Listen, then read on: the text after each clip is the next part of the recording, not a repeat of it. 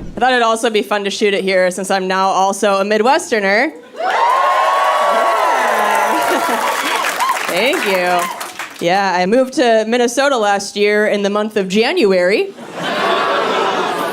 And that's how you die. 8-month winters are fucking brutal. God. When I hit my 1-year mark of living there, some of my friends were like, oh, how did you celebrate? I was like, oh, I just walked into my bathroom like it was a prison cell and etched one tally.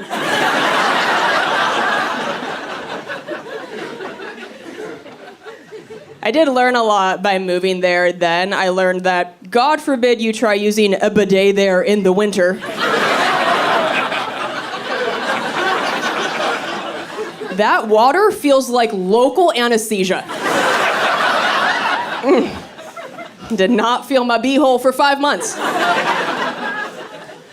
It's such a weird state. Right when I moved there, I turned on the TV and there were commercials for vacations to Alaska. And that's when I knew I fucked up. I was like, oh, these are broken people. If Alaska is their Cancun. Living in Minnesota and going on vacation to Alaska is like owning a Nissan Sentra and going on vacation and renting a Nissan Sentra. That's the same terrible shit. I moved there to live with my boyfriend, so that's why I did it in January. Because winter sucks and it's better when there's somebody inside you. Thank you, one horny woman. Yeah. I appreciate you. Minnesota was a tough sell, though. I found out also when I got there that they have some of the highest state taxes. I was like, for why? You're cold and expensive? That's like a dog who's ugly and bites. Put it down. Let's get out of here. Skedaddle. And I moved there from Washington where there are no state taxes. So now anytime my boyfriend tries to start a fight with me, I'm like, oh, let me remind you that being your girlfriend now costs me $38 a day. Your dick is a very expensive toll road. Let me set the thermostat to 72. Fuck off. Pick our battles today. You know what I mean? Like, you know how some girls can like really cute flirt? Not me. I'm New York aggressive with it. I'd be like, yo, I like you, son.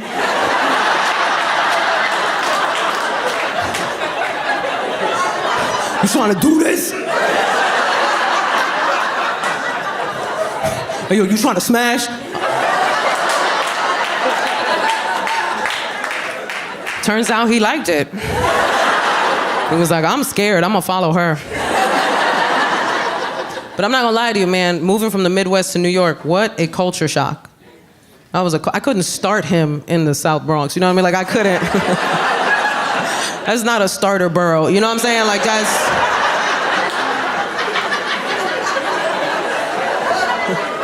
Right? We don't start people in the Bronx, we end them.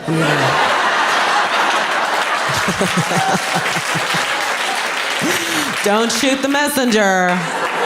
Although we do, we shoot the messenger. Nobody getting messages. But we found a nice starter borough, Astoria, Queens, great starter borough, right? We moved there, man, I showed him all the artisan coffee shops. I was like, look, your people did that.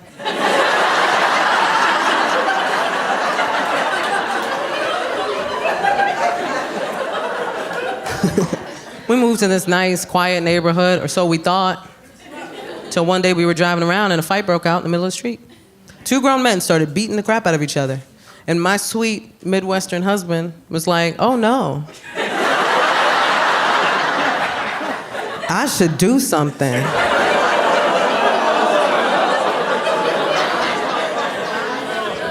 I was like, if you don't roll up your window right now, I'll fist fight you myself. I was like, what you gonna do, Captain America? You gonna fight 2 grown men? You have psoriatic arthritis, take a seat. I'll tell you what's about to happen. I'm about to watch you get jumped. That's what's about to happen. And I'm gonna watch, because I know how to mind my business. I already learned. This is your lesson, baby, not mine.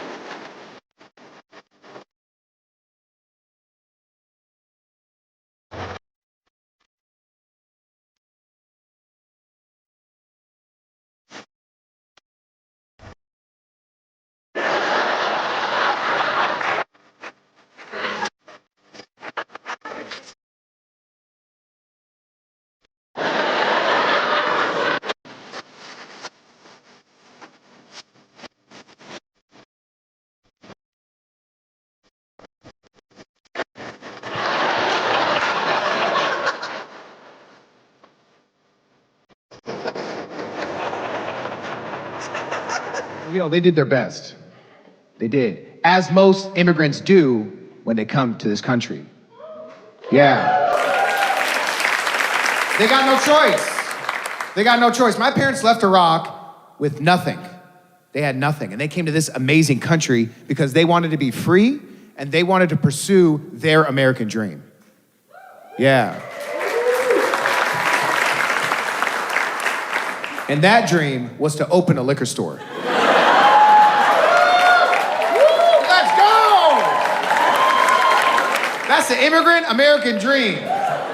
They escape poverty and persecution so they can sell American people vapes. And alcohol and cigarettes. All things that can hurt them. Yeah, that ain't terrorism, they're paying for it. Okay. Our store was in the hood. That wasn't even the worst part. It was right across the street from a Rite Aid. Rite Aid's a huge convenience store.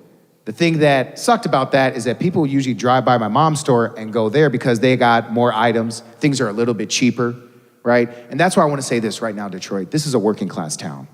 It is. When y'all get the opportunity, remember to support these mom and pop businesses. Yeah. And listen, I get it. I know their beer is expired. And they're still selling Obama shirts. But we gotta support them, man. You know? My mom fought hard. She didn't want Rite Aid to win. So she had to carry extra items, even some items Rite Aid didn't have, so she can compete with them, right? Like you go to a normal store, they might have like beer, wine, chips, cigarettes, lotto. My mom's store, she had beer, wine, chips, cigarettes, lotto, shirts, shoes, speakers, baby formula, insurance, cell phones, pizza, ice cream, fireworks, crack pipes, my dad's jacket. You name it. We had everything. Customers would be hella confused. They'll be like, bro, where are the Doritos? I'm like, did you check behind the hot tubs? See, you in the wedding dress section. What you need to do. My mom was a G, bro. She used to buy a bunch of items from Pakistan, and she used to sell them at the store. But the thing is, they would just name the items after what the product was. So we used to sell shampoo brand shampoo. Yo, the logo was just a squiggly line. Customers would be like, what is this? I'm like, that's Kirkland's actual signature. Yo, we used to sell shirts that just said shirt. And condom brand condoms that didn't work. People kept having children. Our number one selling item were Lucy's. Yeah, what up, Detroit? Lucy's are a staple, man. Unfortunately, Lucy's are actually illegal. It's illegal to sell a loose cigarette. If a cop catches you selling a loose cigarette, not only can they take away your cigarette license, they can put you in jail for doing that. And my mom did that shit anyway. She was trying to provide for her family. This was bigger than the law. My mom also sold 2 cartons of loose cigarettes a day. She did, I know. That's $200 a day, $1,400 a week, $5,600 a month. Loose cigarettes paid for me and my brothers to go to college. Yeah. My education was sponsored by Newport 100s. Yeah, I paid for my tuition in quarters.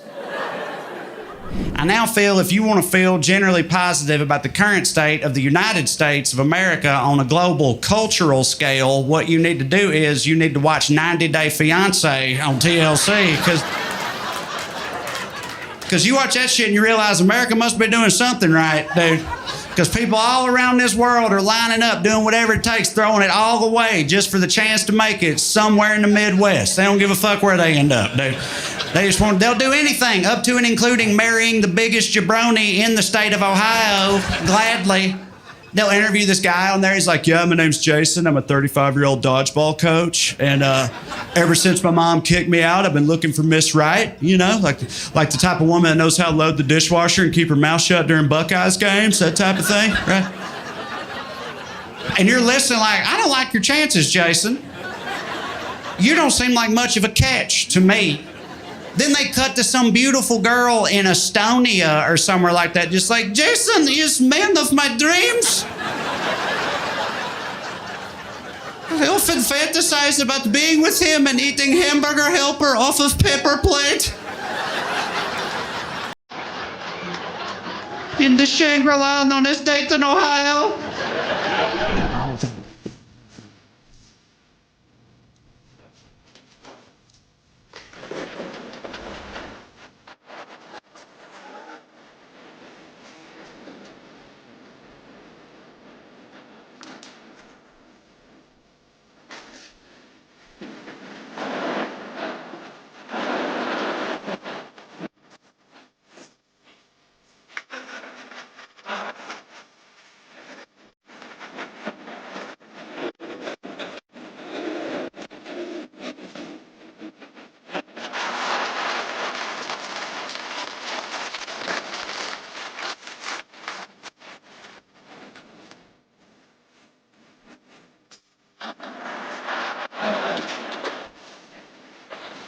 The reason I know I'm from a meth town is because until about 8th grade, I thought garages just blew up sometimes.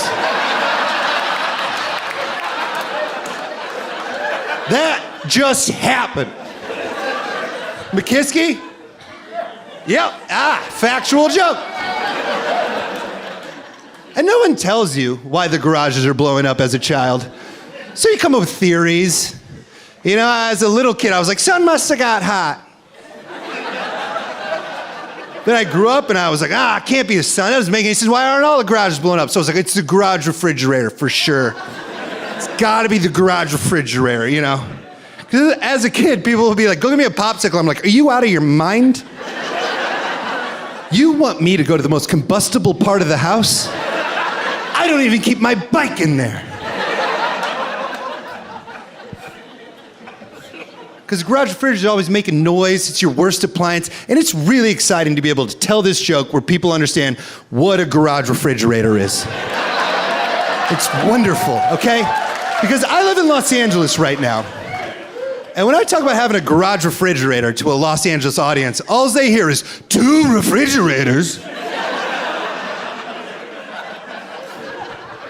Someone must have grown up a billionaire. And I have to correct him. I'm like, oh no, you don't understand what a garage refrigerator means for most of the United States. A garage refrigerator simply means you finally got a new refrigerator. And then you said, don't throw the broken one away. That's for weird shit now. That's for things that should get cold, but if they don't, that's still okay. That's for things we don't want around the everyday milk and eggs, you know? That's for more loose deer meat in a Ziploc. That's what we're gonna put out in the garage refrigerator. Stuff from your neighbor, that goes in the garage refrigerator. You know what I mean? Your neighbor Jerry shows up, he's like, you want any of this meat? I shot him, like, you wrecked your car, Jerry, you hit that fucking meat, I know that. That's hit meat. I'll take it though, thank you so much. I know your processing plant, they do a great job, all right. I'm gonna put it out with the hot beer. I thought I was really rich growing up. I really did. I thought we were very rich. It doesn't take a lot to feel rich when you grow up in a meth town. It doesn't. Like my dad sold cars and my mom was a babysitter and I was like, I get why we're Republican. Keep the government out of this combined annual income of $55,000 for a family of 5. That's our Ford Taurus we share, not the government. You find out how poor you actually grew up with how late in your life you learn Red Lobster's not a fancy restaurant.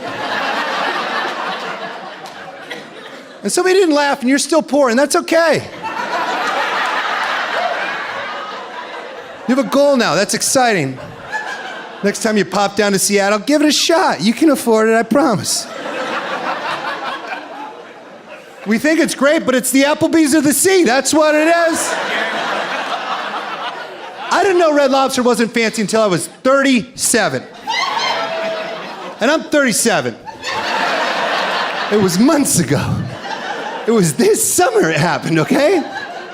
I was in New York City with my friends. We were in Times Square and we were walking. There's a 3-story Red Lobster. I was like, whoa! And I took my phone out. I started taking photos of a fucking Red Lobster because it was 3 stories. I was like, oh, nobody's gonna believe this. Nobody back home is gonna believe that I saw a 3-story Red Lobster. That must be the mother, you know, like. And my friends are like, you love Red Lobster? I was like, oh, I love Red Lobster. Like, let's go. And I'm like, we wish. Someday. And they're like, no, for real, let's just go. I was like, no, for real, I got fucking shorts on. We're not getting in. That's a khakis only establishment, all right? Someone's grandpa in town gonna pay for that?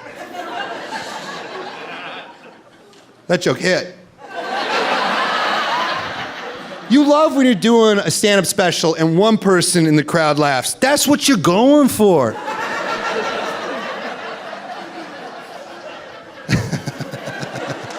I connected with one guy, and we filmed this, and we flew the whole crew to Alaska. That's what we was trying to get, baby. One guy.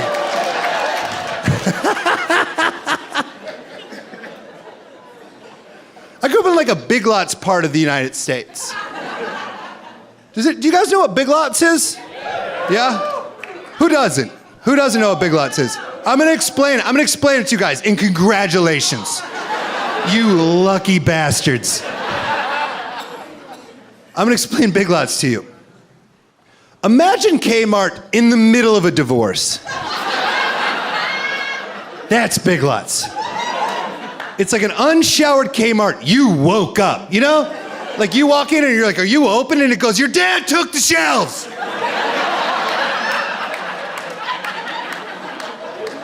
We're a piles and bins family now. Dig around. That's Big Lots slogan if you don't know. Dig around. You want a DVD? Check the spoon aisle. I don't know. This was a yard sale till someone built a prison around it.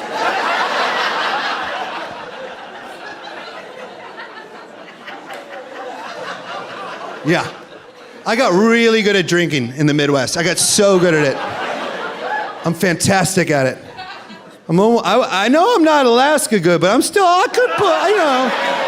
aware that I'm treading on your territory. Like, whoa, we have the biggest problems. But I'll put Iowa against Alaska, you know. We're going pretty hard together, all right? We both know it sucks. But I grew up in Iowa, and then I moved to Los Angeles from Iowa. And if you move straight to Los Angeles with the ability to drink like you grew up in Iowa or Alaska, they want you to go to rehab. It frightens them with how much you can drink. They're like, how many beers did you have? And you're like, tonight or today.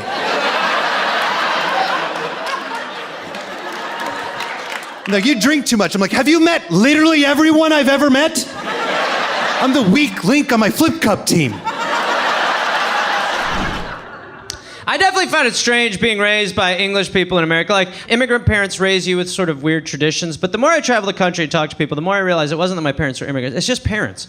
Parents just give you fill your head with weird shit, and then you become a grown-up, and then you're out there like, yeah, we used to do this, and people are like, what? And you're like, yeah, my house has like a tradition. And they're like, that's like borderline abuse. You're like, it's not abuse, it's tradition. It's a tradition. This one guy, I was talking to him, and he was like, his family didn't celebrate any holidays, except for one that they celebrated twice a year. And you, like me, are probably like, what holidays twice a year? Well, you're not gonna figure it out.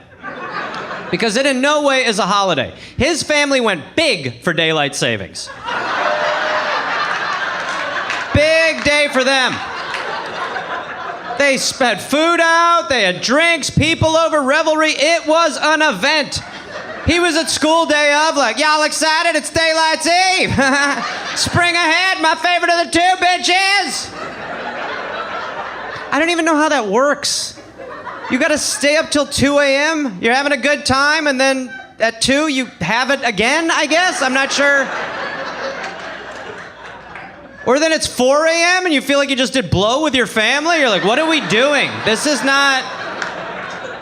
weird, everybody. I had a woman at my show, she told me about how her and her sisters would always get their hair cut from their grandma all through their youth, which I thought was pretty sweet. It was like a family tradition. Then the grandmother passed away, and they were cleaning out her place, and they discovered that she'd kept all that hair, all of their childhood hair, in a set of drawers she hid in a closet, or as I call it, the hairdresser.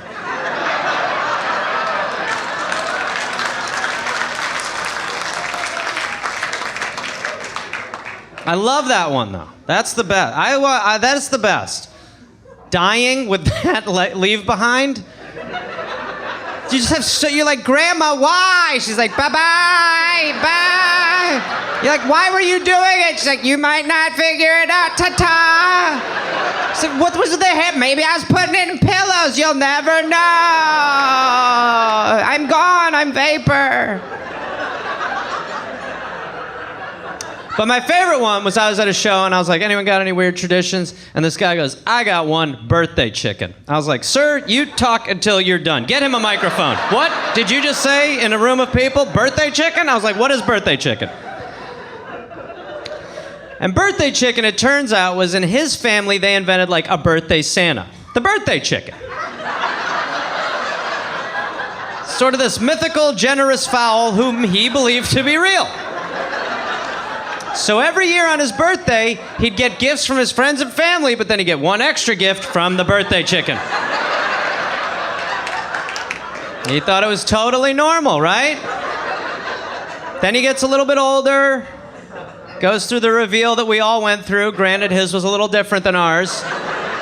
There was an addition. It was like, there's no tooth fairy, there's no Santa, there's no birthday chicken. He's like, I'm gonna need a minute. Santa I saw coming, but birthday chicken? Who is eating all the feed we put in the living room? Dad? Oh my God.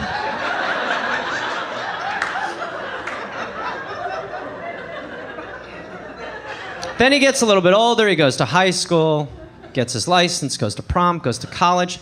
First semester, freshman year at college, in his dorm, it's his roommate's birthday. And he's like, his parents live far away. They might not have time to get him a birthday chicken gift. I'll do it. Because what I failed to tell you is what they failed to tell him. That they were the only people that did it. See, he knew it was bullshit. He just didn't know that it was only his family's bullshit and that they'd invented the bullshit. That part never got revealed. So he's just handing this seeming stranger a gift with a card, and this dude just opens it and he's like, love birthday chicken.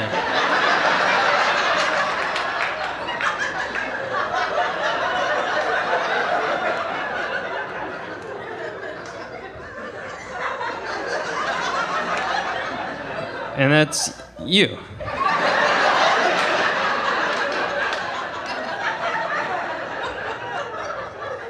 Thank you, birthday chicken. I love my sweater. Anyone have anything like that you can think of, like little granted, birthday chicken sets a high bar, obviously. Yeah, what do you got? My parents sent me a letter from Santa saying he wasn't going to come visit anymore. What? Fucking amazing. Oh my Lord. Dear Bradley, I hope this letter finds you well. It won't soon. You're still a nice boy, but I'm done with you. What? What did the letter say? It was just like, it's time for us to part. So your parents were like, first of all, I'm 90% one of your parents is a lawyer. They're like, legally, if we get this notarized, we're in the clear. He cannot sue us in the future.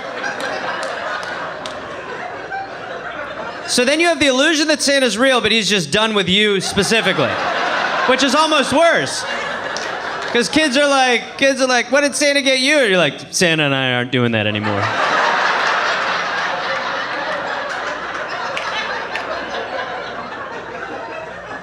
I've got a lead on a birthday chicken, which is actually...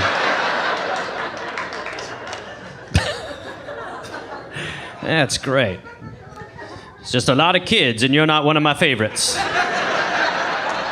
Santa sent me a restraining order. Yeah, look, you were being an asshole to him. He said no more.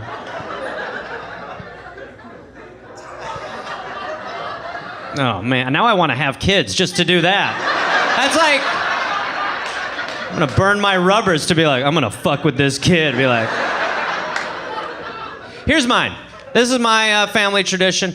My family, when I was growing up, I'd go to England, they would make us share bath water. Yeah. That was like, I was raised to believe that was totally normal to share bath water with relatives. I can't explain it, you know? A lot of people won't take baths because they're like, oh, gross, that's your own filth, right? My own filth to me as a child would have been a dream. A dream. I'd look at a bath of my own filth the way a gruel-filled orphan would look through a rich person's foggy window at a Christmas goose. Just like, me own filth? Gosh, someday, maybe. Imagine. Me own filth, you know.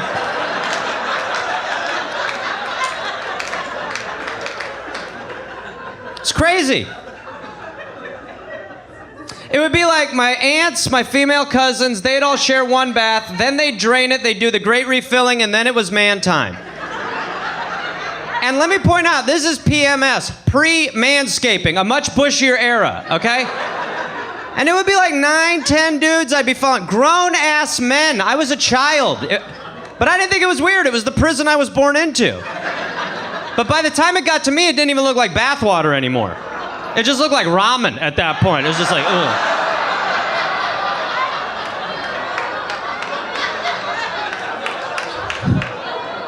It was the consistency of like cold sake by the time it got to me, you know what I mean?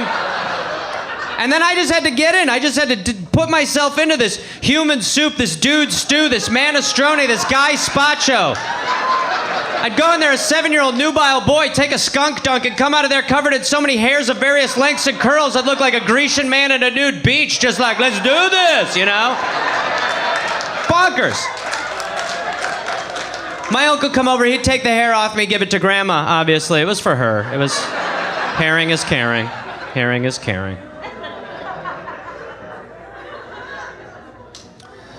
They did everything earlier in England. Like, they corrupted as youths much earlier in England. You'd see like an 8-year-old smoking, you'd be like, that's crazy. I'd be like, got a problem, copper? You'd be like, I'm 9, so you need to pump the brakes over there, first of all. Sex was earlier. I remember I was 12 years old and my friend was like, mate, you still a virgin? I was like, yeah, I'm still a virgin. What are you I'm 12 years old. He was like, don't worry, it'll happen. I was like, I don't want it to happen, okay? I am a little boy, all right? This is not chest hair. These are my uncle's pubes. I took a bath earlier. I'm a kid, bro.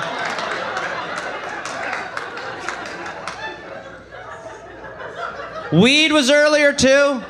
Weed, yeah, 12, 13 was when we started smoking weed there. The way we smoked weed there was different than how we smoked weed here, though. The way I learned to get high in England was through what they call rising blowbacks. Now, I know it sounds weird, but it's just when your buddy sucks your dick in a hot air balloon. That's all it is. It says, guys, it's European. It's like pastries for breakfast. It's their way.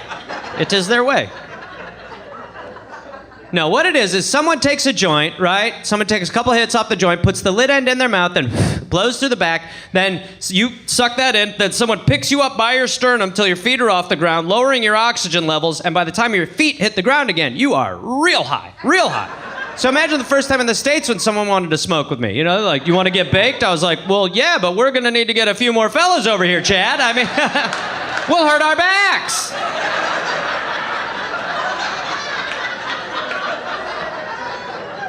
So one of the first times I got high, it's probably like first 3 times I got high, it was late at night, everything's closed, and we're hanging out in front of the store.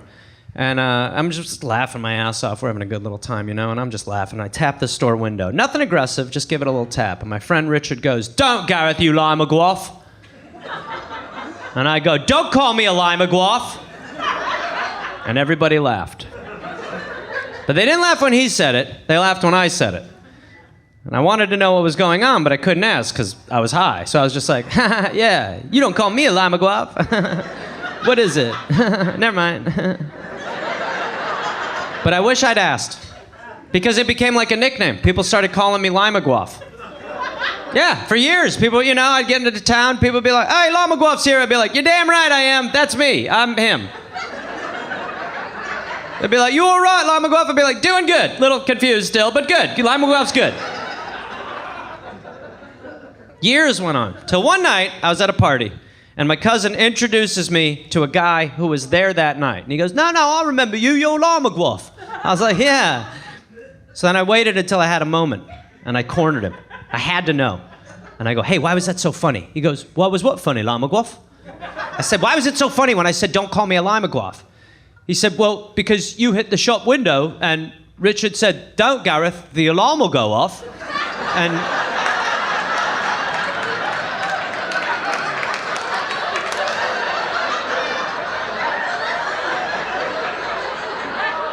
And you said, don't call me a lima guaf. I was like, well, that is funny. Now that I hear it back, that's pretty good, honestly. That's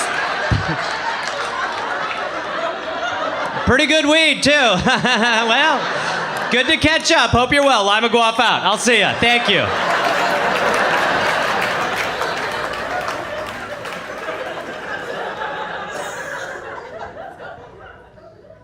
Together? Yeah. How'd you meet? Tinder, nice. How long you been together? 4 years. Fucking A, that's pretty good. Yeah. About half the room cares. She's excited. Anyone got a weird way of met? Who's a couple who's got a weird way? What do you got back there? Go ahead.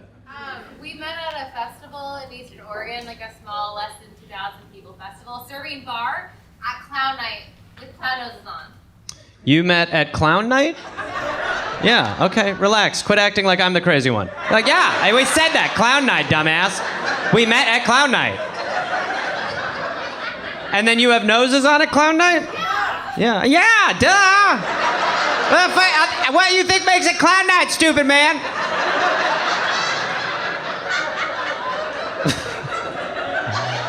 Can you imagine walking into a clown bar? I don't know if there's I would make a U-turn so fast. I'd be like, we need to get the fuck out of here. They'd be like, trivia night? Worse, run.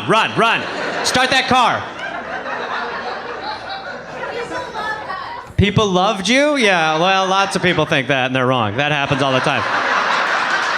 People loved us. We were loud. How long ago was that? 3 years. No, sir, I'm far, but I'm not like in another city.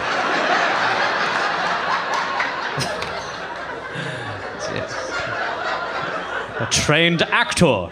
3 years! 3 years next March! You are a clown? You're still a clown? Huh? You got it on now? It took a second. I had to get the bar through it. I'm sorry. You had to get the bar through it? Is it like a barbell for your nose? Is this like a Saw movie? Is this a show? Who has life? Oh, my lord. This is like feeding an animal that won't leave you alone. This is like, we're like, all right, go. Get the fuck out of here. I put out milk one night. I'm not your daddy. I have a cat. I can't have more. We can't have more than one clown in this room, and I'm the clown. Sir, I almost want you to keep going so I can actually shout at one of my shows, get that clown the fuck out of here. But to keep my sanity, I ended up doing stand-up at night. And I developed this character who, instead of taking all the things that people said I was doing wrong in local news and fixing them, which I did, and I still got fired, I took all the things people said I was doing wrong and I doubled down on them. And that is where the Man-to-Walk Minute character came from. Thank you. But it wasn't called the Man-to-Walk Minute yet. That happened when I was doing a bringer show at the Comedy Store in LA. And a bringer show is where you bring all these comedians together who can't sell tickets, and they're like, invite your friends. And I not only invited my friends, I bought tickets and I gave them away to my friends. And they still didn't show up. But all the other comedians had friends that loved them, and they showed up. And I said to this packed house at the Comedy Store in LA, I said, is anyone from the Midwest? And a bunch of people raised their hands. And then I said, is anyone from Wisconsin? And one guy had his hand up. I says, where are you from, sir? He goes, I'm from Manitowoc. Okay, how do you like LA? He goes, honestly, the old-fashioned suck eggs. You are from Manitowoc, sir. And that was the guy I named the Manitowoc Minute after. Speaking of the Manitowoc Minute, welcome to the Manitowoc Minute, the most trusted news show in all of the Midwest. This week's episode is sponsored by the Valparaiso Vasectomy Clinic over there in Indiana. They got a special going right now. Get one side done, the other side's a freebie. In office, no scalpel. No. They're just using the hacksaw they borrowed from Carl's truck and trailer repair. This week's episode is also brought to you by the Keg and Kettle Bar and Grill. If anyone found a tooth at the Keg and Kettle tonight between midnight and closing, please message or call the bar.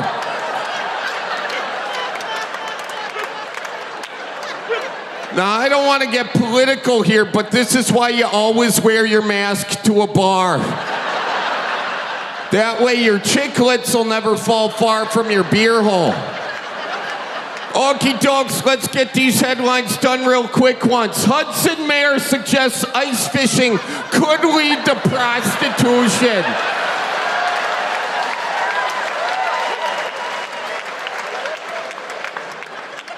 Some of you are skeptical, but no, I got video evidence of this. Additionally, if you open this up to ice fishing, while on the surface it sounds good, sure do. Then what happens next year? Does someone come back and say, I want an ice shanty? Oh, yeah. On Hudson Springs Park for X amount of time? Yeah. And if you then allow ice fishing with shanties, catch more fish, then that leads to another problem. Walleye depletion. Prostitution. Huh? Now you've got the police chief, the police department involved. Guy, what kind of bait are you using? Just data points to consider. Yeah, no. But there's been a development in the story, ladies and gentlemen. Ohio Mayor quits after going viral for saying ice fishing leads to prostitution. He's done so. In other mayor news, Hartford mayor faces opposition after fumbling gun at meeting. Mayor Tim Mahalik handgun slips from his pants with a thud. The gun is seen dropping here in slow motion and highlighted before Mahalik quickly picks it up. Always dropping things. Whoa. Always dropping things? I'm sorry, but that is what you say after you drop your iPhone 11, not your Smith & Wesson, okay? Now, somehow, he won re-election. This guy don't know how to conceal or carry, but he won re-election. And this wasn't the first time he fumbled his gun either. That video came to light after he fumbled it again inside a sheriff's department or something like that. I'm like, geez Louise, where did you get your concealed carry? The Chicago Bears? What's going on?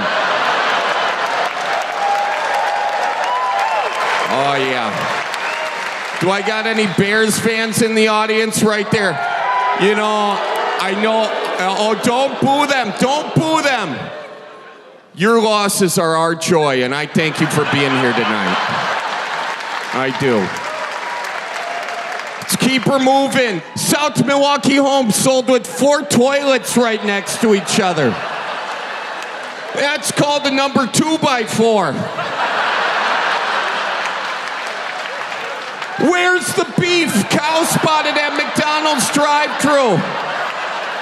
This guy then took his aquarium to a fish fry. Kohl's says it's no longer a department store. Now, folks, this is actually very problematic for me. I didn't read the article. I don't know the details, but this is not good because for the past 10 years, when a bunch of yous have been investing in Bitcoin, I myself have been doubling down on a different currency, Cole's Cash, and I am very concerned about my investment portfolio. Let's keep her moving. Please respond to Marshfield woman acting like a deer.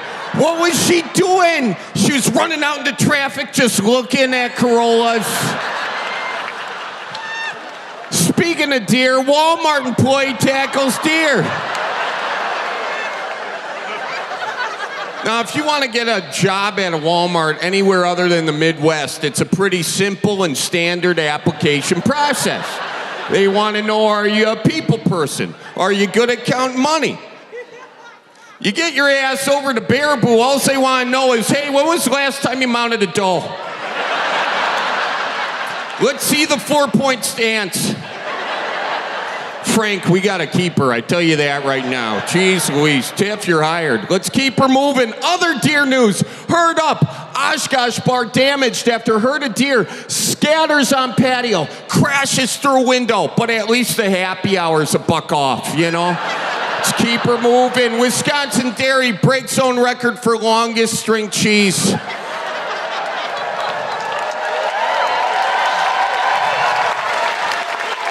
And if you think that's impressive, the next week they broke the record for longest time without a bowel movement.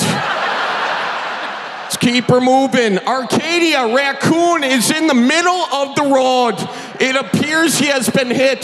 Caller gave the raccoon a cheese curd and is on the shoulder of the road with the animal.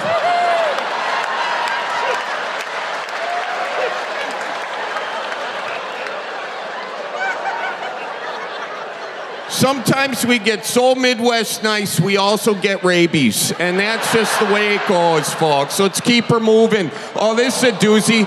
Barron County Sheriff's Department. Everyone notice the date. October 23rd. The ice is not ready yet.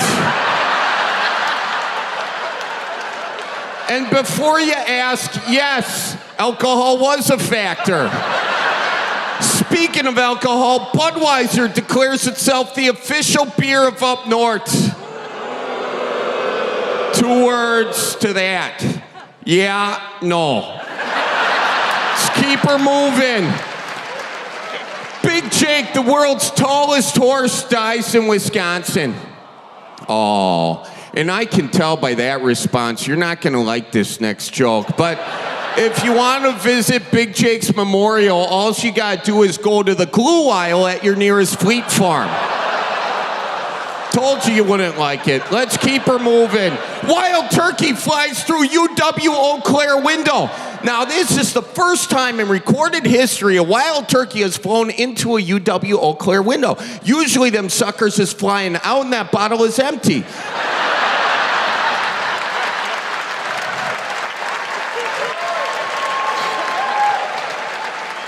And it is time now for the Craigslist kicker.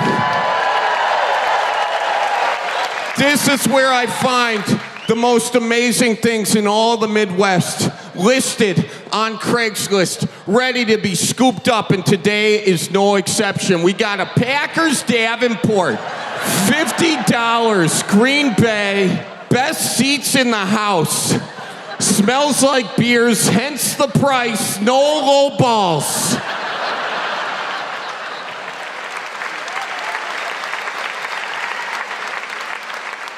Well, folks, I hope this was the best minute of your life. As always, go Packers, and God bless you all. Now, I did my first Man to Walk minute back in 2017, and I did it not expecting to do a second one.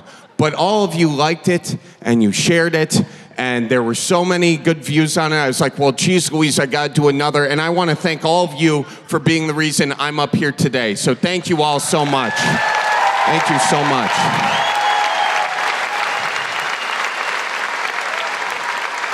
And I also want to give a special thanks to the great city of Manitowoc, Wisconsin, because without their support, I would not have this at all. I'm not from Manitowoc, but they've embraced it, and they've embraced me, and I love them so much. And I don't know why they embraced it, you know, the way they did. I think it might have something to do with, like, in 2016, when you Googled Manitowoc, the only thing that popped up was making a murderer, and that's not fair to that great city. And I think the city collectively was like, God, please send us a hero. And then there was me. Hey there, folks. Welcome to the Manitowoc Minute. And Manitowoc was like, God, you've got a cruel sense of humor, but we'll take it. Okay. And since then, I've been trying to spread the wisdom of the Midwest throughout the land. And that, yes, there's so much wisdom here.